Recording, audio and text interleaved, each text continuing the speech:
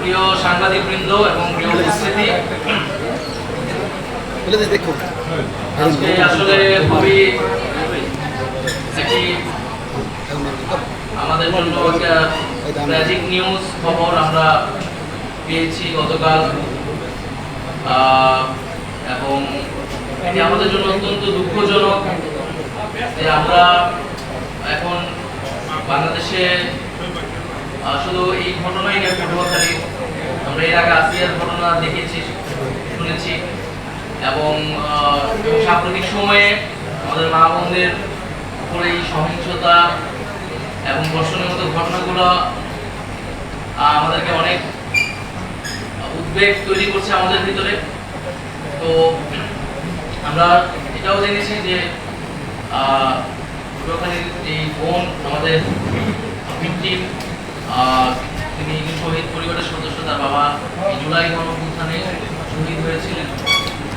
শুধু শহীদ পরিবারের কন্যা হিসেবেই নয়, একজন দেশের সাধারণ মেয়ে হিসেবে, সাধারণ নাগরিক হিসেবে তিনি আমাদের কোনো ন্যায় বিচার প্রত্যাশা করেছেন। এবং আমরা জাতীয় নাগরিক পার্টির পক্ষ থেকেও এই যে ঘটনা, এই যে মর্মান্তিক ঘটনা, তার বিচার চাচ্ছি দ্রুত সময়ের মধ্যে সুষ্ঠু তদন্ত করে এটার বিচার, এই ঘটনার বিচার নিশ্চিত করতে হবে। এবং শুধু এই ঘটনার নয়, এই ধরনের ঘটনাকে রোধ করার জন্য কঠোরতম শাস্তি ব্যবস্থা করতে হবে। এবং সরকার যে আইন পরিবর্তনের চিন্তা ভাবনা করছে বা সিদ্ধান্ত নিয়েছে, আমরা চাই সেটা যাতে দ্রুত সময়ের মধ্যে বাস্তবায়ন হয় এবং সারা দেশে এই যে নারীর প্রতি সহিংসতা এবং ধর্ষণের ঘটনাগুলো যাতে নিয়ন্ত্রণে আসে এবং এটা আমরা পুরোপুরি বন্ধ করতে পারি। দ্বিতীয়ত হচ্ছে, এই ঘটনার দুইজন আসামির নাম শোনা গিয়েছে, তাদের নামে মামলা হয়েছে, এর মধ্যে একজনকে গ্রেফতার করা হয়েছে।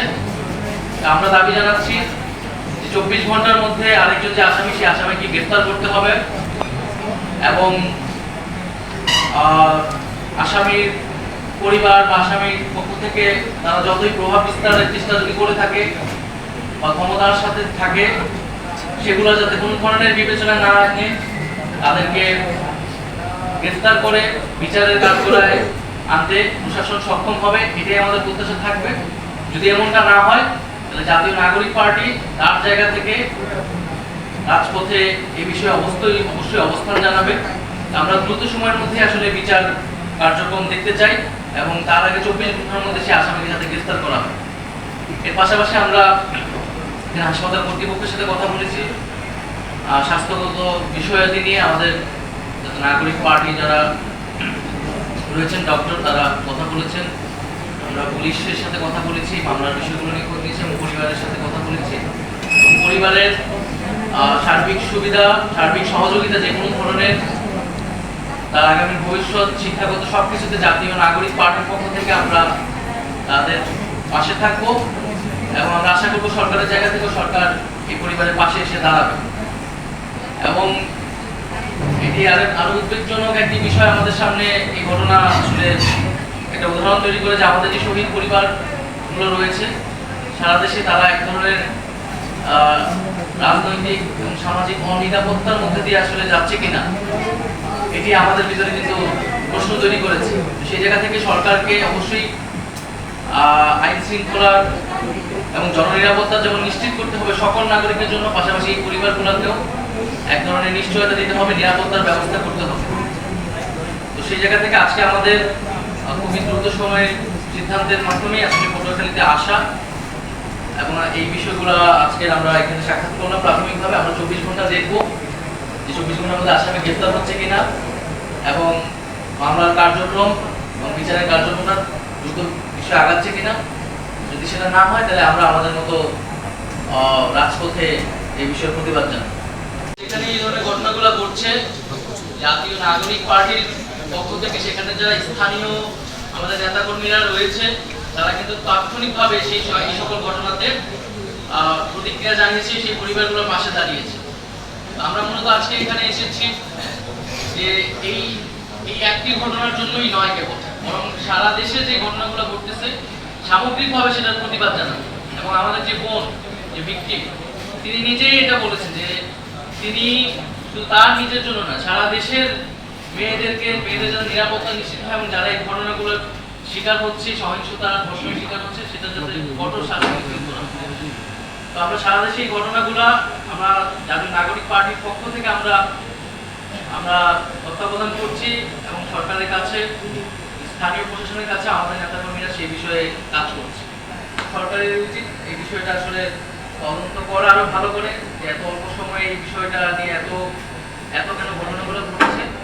তো আমার মনে হয় যে দ্রুত যদি বিচার এবং গ্রেফতার এবং বিচারের কার্যক্রমগুলো করা যায়, তাহলে এই বিষয়গুলো আসলে কমে আসবে এবং প্রকৃত সত্যটা আসলে উদ্ঘাটিত হবে। অতীত সরকারের কোনো সাপোর্টার আছে কিনা? জুলাই আগস্টের পরে দেখা যাচ্ছে এই যে ধর্ষণের এটা বাংলাদেশে বেশি হচ্ছে। তো আপনারা যে কষ্ট করে যে নতুন করে যে স্বাধীনতাটা এনেছেন, আসলে কি আপনাদের স্বাধীনতাটাকে কি প্রতিহত করার জন্য বা আপনাদের স্বাধীনতাটাকে নষ্ট করার জন্য কি কেউ এই পরিকল্পনা করছে কিনা? আসলে মানুষের মনটা কি নষ্ট হয়ে গেছে নাকি কোনো একটা ষড়যন্ত্র চালাচ্ছে? এই তো একটা তো হচ্ছে বিগত 15 বছরে আমাদের তো সামাজিক সাংস্কৃতিক মূল্যবোধ নষ্ট হয়েছে, আমাদের নারীরা অনিরাপত্তার মধ্যে পড়েছে। নারীদের যে নিরাপত্তার বিষয়টা, সেই জিনিসটা তো আসলে গত 15-16 বছরে আমাদের সমাজে, আমাদের আইনি কাঠামোতে আসলে উপেক্ষিত হয়েছে। তো বিগত এই সরকার গত 7-8 মাসে, যেহেতু পুলিশ প্রশাসন একটা দুর্বলতা রয়েছে আইন শৃঙ্খলার জায়গা থেকে, তারা এখনো সেটা আসলে রিকভার করতে পারেনি এবং এখন বাংলাদেশকে নিয়ে আসলে নানাবিধ ষড়যন্ত্র তো অবশ্যই আছে। এই ঘটনাগুলো সেই ষড়যন্ত্রের অংশ কিনা সেটা আমরা এখন এই মুহূর্তে বলতে পারবো না, কিন্তু আমাদের এখন যে একটা কাজ, এই ঘটনাকে থামাতে হবে, এই বিষয়গুলোকে থামাতে হবে, আইন শৃঙ্খলা পরিস্থিতি আরো উন্নত করতে হবে, কঠোর করতে হবে আমাদের নারীদেরকে। এবং যেই নারীরা এই জুলাই আন্দোলনে প্রধান শক্তি ছিল, তারা রাজপথে নেমে আন্দোলন করেছিল এবং তাদের যে সাহস, সেটাই কিন্তু অন্য সবাইকে আসলে উৎসাহ দিয়ে গিয়েছিল এবং এই আন্দোলনকে সফলতার দিকে নিয়ে গেছিল। বলে এই জুলাই আগস্ট বিপ্লবের পরে এই বাংলাদেশে নারীদের নিরাপত্তা নিশ্চিত হবে, এটা আমাদের সর্বোচ্চ প্রায়োরিটি, সর্বোচ্চ এজেন্ডা।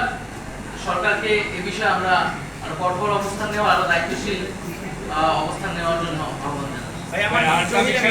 আমার প্রশ্ন হচ্ছে যে সরকার সবাইকে সুনির্দিষ্ট বিচার পাইয়ে দিল, সেটা আপনারা কাজ করতে পারেন। যারা ভিকটিম, তাদের তো সামাজিক সুরক্ষার একটা বিষয় আছে, তাদের তো গোপনীয়তার বিষয় আছে। আমরা দেখছি মিডিয়াগুলো, সোশ্যাল মিডিয়া দেদার্সে ভিকটিমদের নাম, পরিচয়, ছবি, বয়স, স্কুল, কলেজ সবগুলো দিয়ে দিচ্ছে। সেই ক্ষেত্রে নাগরিক পার্টির পক্ষ থেকে, এবং আপনি যেহেতু সরকারের সাবেক ছিলেন তথ্য মন্ত্রণালয়, তাদের সাথে এখন আপনাদের একটা যোগসূত্র আছে, সেই ক্ষেত্রে এইটা প্রতিহত করার জন্য আসলে কি ধরনের উদ্যোগ নিন আপনারা? আমরা আমাদের জায়গা থেকে এটা বলতে পারি এবং মিডিয়াকে তাদের জায়গা থেকে দায়িত্বশীল আচরণ করতে আমরা বলবো, বা সামাজিক সোশ্যাল মিডিয়া আমরা যারা ব্যবহার করি, এটা আমি যতটুকু জানি এটা আইনগতভাবেও এখানে বাধা নিষেধ আছে পায়া। আর ভিকটিমের পরিবার, তাদের নাম বা তাদের এই পরিচয় যাতে আমরা মিডিয়া বা সোশ্যাল মিডিয়ায় সেটা প্রচার না করি, এবং তাদের সামাজিক নিরাপত্তার বিষয়ে আমরা একটা রাজনৈতিক দল হিসেবে অবশ্যই পরিবারগুলোর পাশে থাকবো, আমাদের বোনের পাশে থাকবো। সরকারের জায়গা থেকে আমরা প্রশাসনকেও বলেছি, এবং সামনে তার একাডেমিক ক্যারিয়ার আছে, পরীক্ষা আছে, সেই জিনিসগুলো যাতে, সেই বিষয়গুলো যাতে বাধাগ্রস্ত না হয়, সেটাও যাতে এখানকার যে প্রশাসন, সেই প্রশাসন যাতে এটা নিশ্চিত করে।